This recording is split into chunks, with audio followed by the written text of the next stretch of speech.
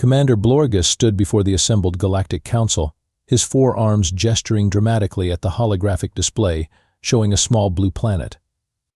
His purple skin glistened with what could charitably be called confidence, though anyone who knew Blorgus well might have recognized it as the nervous sweating of someone who'd spent 3 months preparing a presentation he was absolutely certain would make him famous.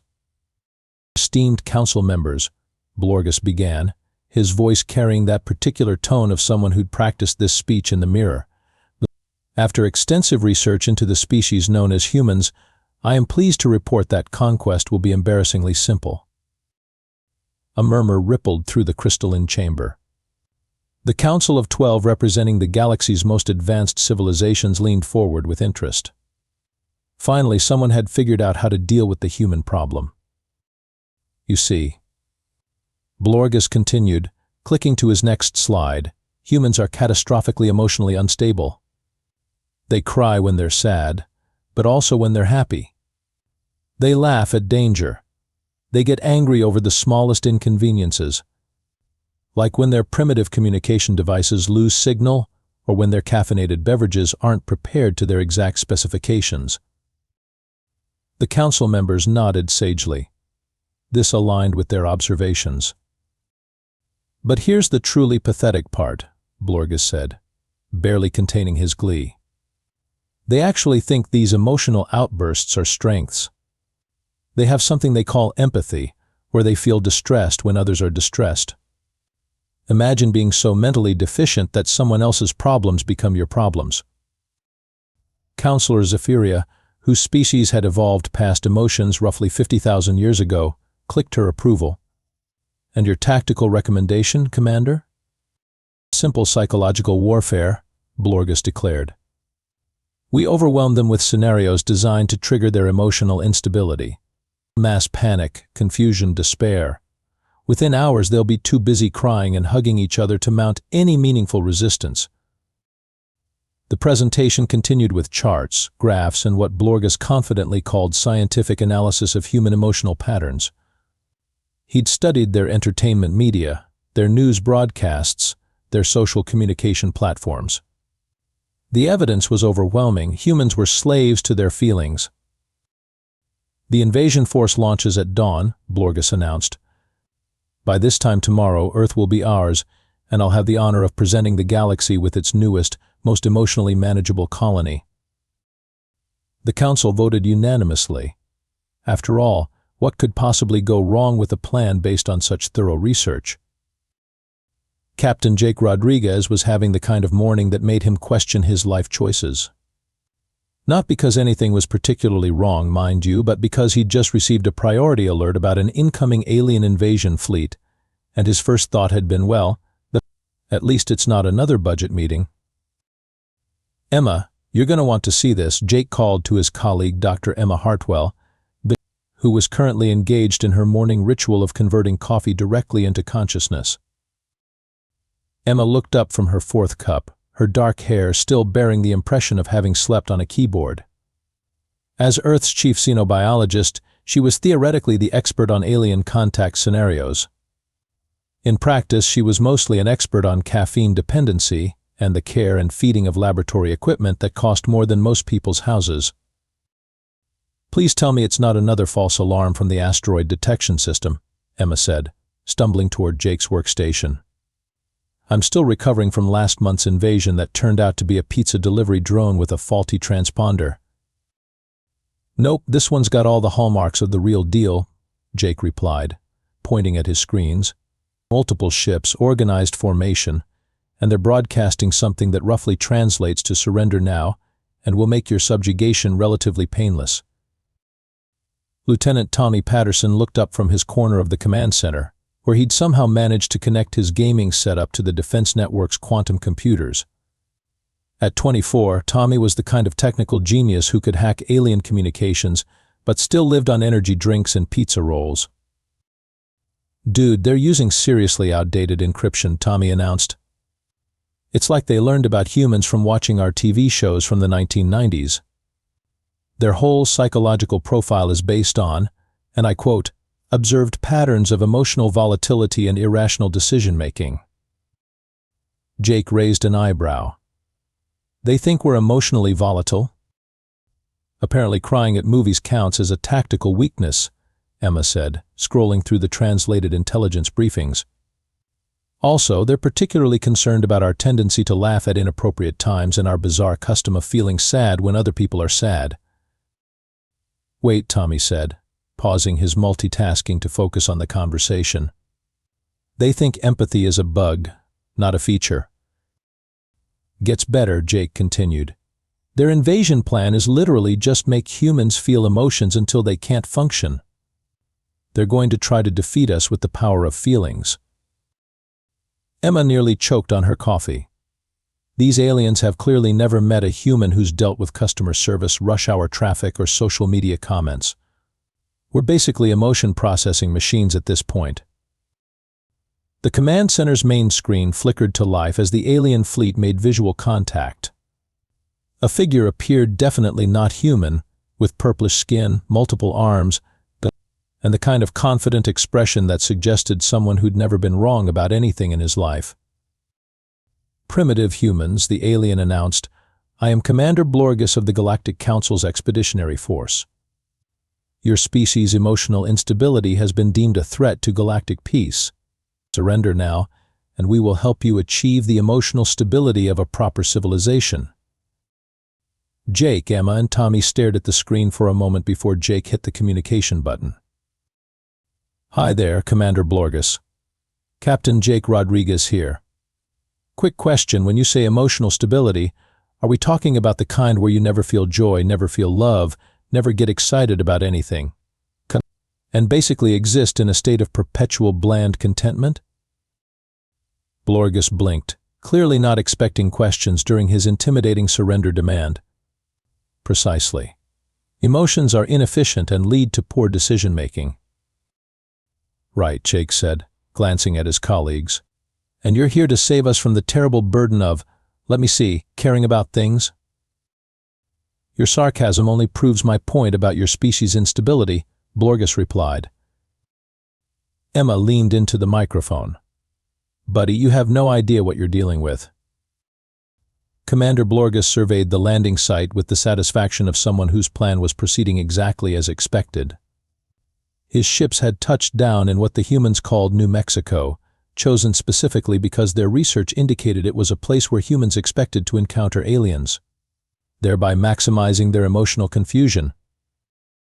Phase 1 is complete, Blorgus announced to his lieutenant, Vextar, a being who had the unfortunate distinction of being the only member of the crew with any actual combat experience. Now we implement the psychological warfare protocols. Vextar, who had been trying very politely to suggest that maybe they should have brought more traditional weapons, nodded reluctantly. Sir, the humans are gathering, but they don't seem distressed. Indeed, rather than fleeing in terror, the local human population had begun assembling with what appeared to be folding chairs, coolers, and small rectangular devices they kept pointing at the alien ships. Observe, Blorgus said confidently, activating the first phase of Operation Emotional Overload. The ships began projecting holographic displays of various scenarios designed to trigger maximum human distress, natural disasters, relationship breakups, the canceled television shows, and worst of all, slow internet connections. The humans' response was not what the tactical manual had predicted. Oh wow, that's actually pretty cool technology, said one observer, snapping photos. The hologram resolution is incredible, noted another. How are they generating such realistic atmospheric effects? A teenager in the crowd shouted, do the one with the hurricane again. I want to get it on video.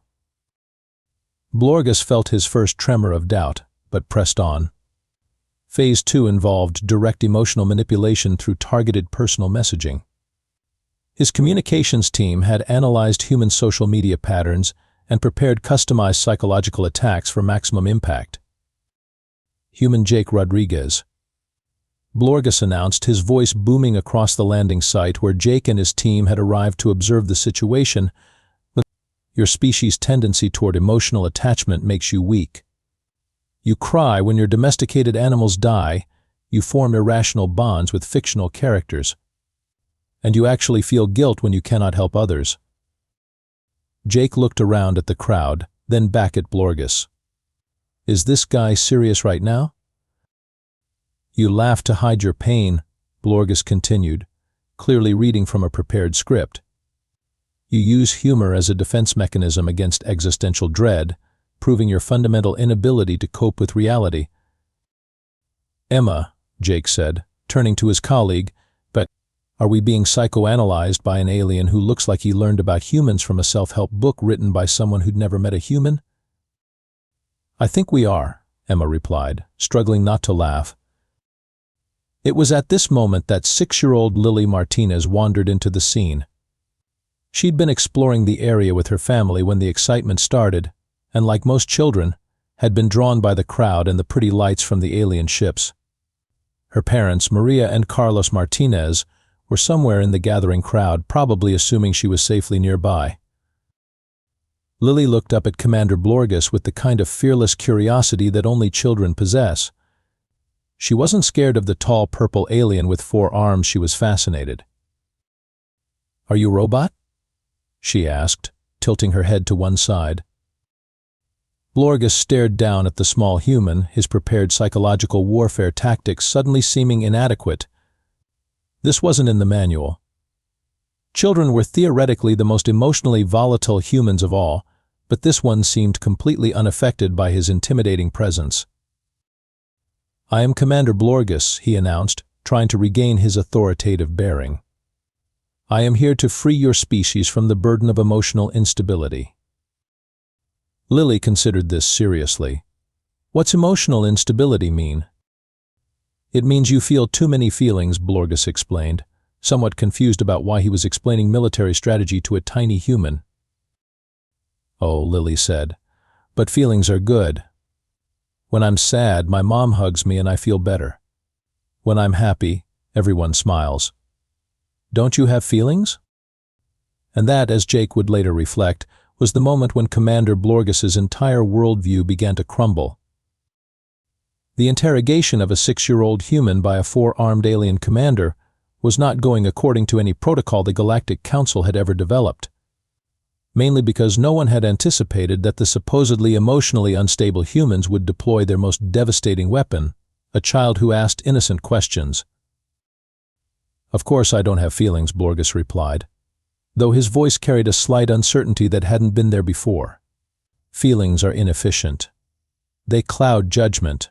They make you weak. Lily looked genuinely confused. But if you don't have feelings, how do you know when something is good or bad? We use logic and rational analysis, Blorgus explained, sounding like he was reciting from a textbook. But how do you know what to use logic for if you don't care about anything? Vextar, who had been listening to this exchange with growing alarm, stepped forward. Sir, perhaps we should proceed with Phase 3 of the operation. Yes, right, Blorgus said, grateful for the interruption. Phase 3 involved demonstrating alien technological superiority to trigger human despair about their primitive capabilities. He activated his personal force field, levitated several large rocks, and projected a holographic display showing the alien fleet's firepower. The crowd of humans watched with interest, some taking notes, others filming, and one person who appeared to be calculating the energy requirements involved. Behold the vast technological gap between our civilizations, Blorgus announced. Surely now you understand the futility of resistance. An elderly man in the crowd raised his hand. Excuse me, that's fascinating technology. Would you be willing to share the scientific principles behind the levitation system? I'm a retired physics professor, and I'd love to understand the gravitational manipulation mechanisms. Blorgus blinked. This was not fear. This was scientific curiosity. And the holographic projection system called out a woman who appeared to be some kind of engineer. The resolution suggests you're manipulating light at the quantum level. That's incredible. How do you solve the coherence problems? A teenager shouted, "This is way cooler than the movies. Can you make it show dinosaurs?" Lily, meanwhile, had wandered closer to Blorgus during his demonstration. When he finished, she tugged on one of his forearms. "That was really pretty," she said. "Can you teach me how to do that?" You want to learn?" Blorgus asked, looking down at her. "Yeah, it would be fun to make things float. Then I could clean my room without picking things up." For the first time in his military career, Commander Blorgus was experiencing something his species had evolved away from millennia ago. He was beginning to like this small human. The realization was profoundly disturbing. "Sir," Vextar said urgently, "the psychological warfare protocols aren't having the expected effect. The humans seem to be responding with curiosity and enthusiasm rather than despair." "I can see that," Blorgus replied, watching as several humans had begun approaching his soldiers with questions about their equipment, their biology, and whether they'd traveled far to get to Earth. One of the humans, a woman with graying hair and a kind face, had brought sandwiches and was offering them to the alien soldiers. "You must be hungry after such a long journey," she was saying. "I know it's not much, but my grandmother's recipe has never failed to make people feel welcome." The alien soldiers, who had been trained in combat tactics and psychological warfare, had not been trained in how to respond to maternal hospitality. They stood frozen, unsure whether accepting food constituted fraternization with the enemy or a diplomatic overture. "This is not going according to plan," Blorgus muttered. "Sir," Vextar said quietly, "perhaps we should consider that our intelligence about human emotional volatility might have been incomplete." It was at this moment that Lily's parents finally spotted her in the crowd and rushed over, clearly concerned about their daughter's proximity to the large alien commander. "Lily." Maria Martinez called out, her voice tight with worry. "Come here, sweetie, right now." And that's when something unexpected happened. Lily, hearing the fear and urgency in her mother's voice, suddenly realized she might be in trouble. Her lower lip trembled, her eyes filled with tears, and she began to cry. Not the calculated emotional manipulation that Blorgus had expected from his research, but the raw, genuine distress of a child who was scared and wanted her parents. Blorgus stared at the crying child, and for the first time in his life had absolutely no idea what to do. The sight of 6-year-old Lily Martinez crying was having an effect on the assembled crowd that Commander Blorgus found both fascinating and deeply disturbing. Instead of the chaos and panic he'd expected from humans confronted with emotional distress, something entirely different was happening. "Oh, sweetheart," said the elderly physics professor, immediately kneeling down to Lily's eye level. "It's okay, you're safe." "Hey there, little one," called the engineer who'd been asking about the holographic technology. "Look, the nice alien made the pretty lights again." She gestured to Blorgus, who found himself automatically reactivating his holographic display in an attempt to distract the crying child. Maria Martinez reached her daughter and scooped her up, but instead of fleeing in terror from the alien commander, she looked directly at Blorgus with the kind of fierce protectiveness that transcended species barriers. "She's just tired and overwhelmed," Maria explained, gently bouncing Lily to comfort her. "She gets excited about new things and sometimes forgets to stay close. She wasn't trying to bother you." Blorgus found himself in the unprecedented situation of being apologized to by a member of the species he was trying to conquer, for the behavior of a child who had done nothing but ask questions and express wonder at his technology. She was not bothering me," he heard himself say, and realized with growing alarm that this was true. "Sir," Vextar whispered urgently, "we should proceed with the final phase of the operation." But Blorgus was transfixed by what he was observing. As Lily's crying continued, more humans had gathered around, not with annoyance or irritation, but with concern. Someone had produced tissues. Another person was making silly faces to try to make her laugh.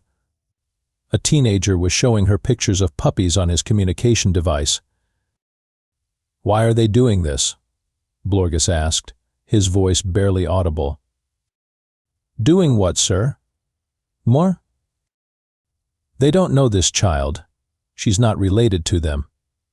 Her distress doesn't affect their survival prospects. Why do they care? Jake Rodriguez, who had been watching this entire exchange with growing amusement, stepped forward. "Commander, can I ask you something? When you were a kid, did anyone ever comfort you when you were scared?" "We don't experience fear past the age of maturation," Blorgus replied automatically. "Fear is eliminated through neural conditioning." "Right, but before that, when you were little, if something upset you, did anyone try to make you feel better?" Blorgus tried to remember. His species' young were raised in communal facilities, educated by artificial intelligences, and processed for emotional stability as soon as their neural development allowed. The concept of seeking comfort from others or providing it was foreign. "No," he said quietly. Emma Hartwell, who had been taking notes throughout this entire encounter, looked up from her tablet. "Commander, I'm curious about something. Your research into human behavior focused on our emotional responses, but did you ever study why we have them?" "They are evolutionary inefficiencies," Blorgus recited, "vestigial responses that advanced civilizations eliminate." "Actually," Emma continued, "they're adaptive advantages. Empathy allows us to form cooperative groups larger than our immediate genetic relatives. Fear keeps us alive in dangerous situations. Joy reinforces behaviors that benefit survival. And love." She glanced at Maria, who was now successfully calming Lily. "Love creates bonds that make us fight harder to protect each other than we ever would just for ourselves." Tommy Patterson, meanwhile, had been running calculations on his tablet. "Dude, I've been analyzing their society based on the cultural data they transmitted. No emotional bonding, no irrational attachments, no caring about individuals beyond their functional utility. Commander, your people have the suicide rate, don't they?" Blorgus stared at him. "How did you?" "Because emotional investment in outcomes is what makes life worth living," Jake said simply. "Without it, you're just going through motions until you decide to stop." Lily had finally stopped crying and was now looking at Blorgus with renewed curiosity. "Are you sad?" she asked. "You look sad." "I don't experience sadness," Blorgus replied, but his voice lacked conviction. "You look like my daddy when he tries not to cry at movies," Lily observed with the brutal honesty that only children possess. And that's when Commander Blorgus, for the first time in his adult life, felt something that his species had spent millennia trying to eliminate. He felt profound, overwhelming sadness for everything he had never experienced, never felt, never understood about what it meant to be truly alive. His next breath came out as something that might have been a sob, if he'd had any cultural context for what a sob was supposed to sound like. The sight of a four-armed alien commander having what appeared to be his first emotional breakdown was not something Earth's defense protocols had prepared for. Jake Rodriguez found himself in the unique position of conducting impromptu therapy for an invading alien leader while a 6-year-old girl patted the commander's arm in a gesture of comfort that crossed every possible species barrier. "It's okay," Lily was saying to Blorgus. "Sometimes I cry too. Mama says crying helps the sad come out so you can feel better." Blorgus looked down at her with something approaching wonder. "Your mother is very wise." "Yeah, she's pretty smart," Lily agreed. "Do you want a hug? Hugs help with sad feelings." The assembled crowd held its collective breath as Commander Blorgus, leader of an invasion force that had traveled across the galaxy to conquer Earth, considered the offer of a hug from a human child. I don't know how," he admitted. "It's easy," Lily said, and without waiting for permission, wrapped her small arms around one of his larger ones. "See? Now you try." Hesitantly, Blorgus returned the embrace, and Jake could swear he saw the exact moment when the alien commander understood what humans had been trying to tell him all along. "Sir," Vex Tar approached cautiously, "what are your orders regarding the invasion?" Blorgus looked around at the crowd of humans who had spent the day responding to his threats with curiosity, his demonstrations of power with wonder. and his emotional crisis with compassion. "Cancel it," he said quietly. "Sir?" "Yeah, duo." "Cancel the invasion. Send word to the Galactic Council that we were incorrect in our assessment of human capabilities." Emma stepped forward, her scientist instincts kicking in. "Commander, if you don't mind me asking, what exactly did your research miss about us?" Blorgus was quiet for a long moment, still processing his first experience with genuine emotion. "We observed that humans cry, but we didn't understand that tears can be from joy as well as sadness. We saw that you feel pain when others feel pain, but we didn't realize that this makes you stronger, not weaker. We noticed that you form irrational attachments, but we didn't comprehend that these attachments are what give your lives meaning." He looked down at Lily, who was now showing him pictures she'd drawn with crayons she'd pulled from her backpack. "We studied your emotional volatility, but we never considered that emotions might be a form of intelligence we don't possess." "So what happens now?" Jake asked. "Now," Blorgus said, "I need to ask a favor of your species. The Galactic Council represents thousands of worlds filled with beings like me, rational, efficient, and utterly empty. Would you be willing to teach us what we've lost?" Maria Martinez, still holding Lily, smiled. "Commander, I think you'll find that humans are pretty good at sharing what makes us human. But it starts with wanting to learn." Tommy looked up from his tablet, where he'd been monitoring communications. Guys? The Galactic Council is requesting an immediate status report from Commander Blorgus. They want to know when they can expect the surrender ceremony." Jake grinned. "Tell them they can expect a surrender ceremony, all right. Just not the one they were planning on." Over the following hours, as the sun set over New Mexico, something unprecedented in galactic history occurred. Commander Blorgus sent a message to the Galactic Council explaining that the invasion had been canceled due to a fundamental misunderstanding of the target species' capabilities.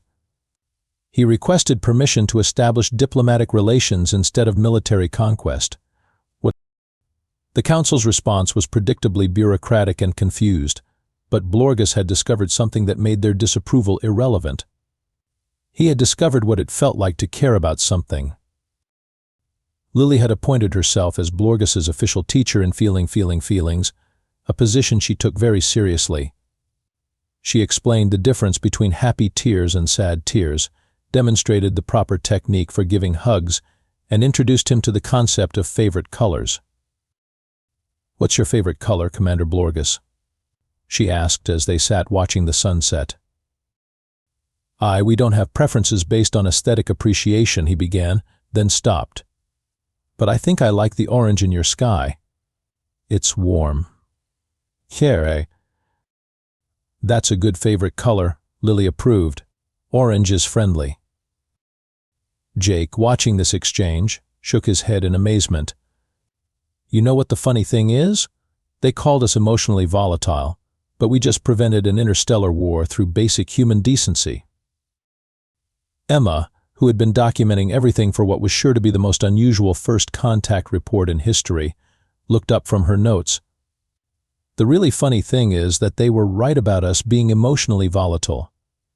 They just never considered that emotional volatility might include things like compassion, curiosity, and the ability to see potential friends where others see threats." As the alien fleet prepared to depart now on a mission of cultural exchange rather than conquest, Lily gave Commander Blorgus one final hug and made him promise to remember everything she'd taught him about feelings. "I will remember everything," Blorgus promised. "And perhaps when I return I can show you more of those floating tricks you liked." "That would be awesome," Lily grinned. "Maybe by then you'll be better at feelings." As the ships disappeared into the night sky, Jake turned to his team with his characteristic smirk. "Well, that's definitely going in the report as mission accomplished through superior human emotional intelligence. Think the Pentagon will believe it?" "They'll have to," Emma replied. "We've got it all on video." Tommy, meanwhile, was already posting about the day's events on social media with the caption, "Humans, So emotionally volatile, we accidentally made friends with our would-be conquerors. Peak emotional instability achieved, and somewhere in the galaxy, the Galactic Council was about to learn that sometimes the greatest strength comes from what others perceive as your greatest weakness.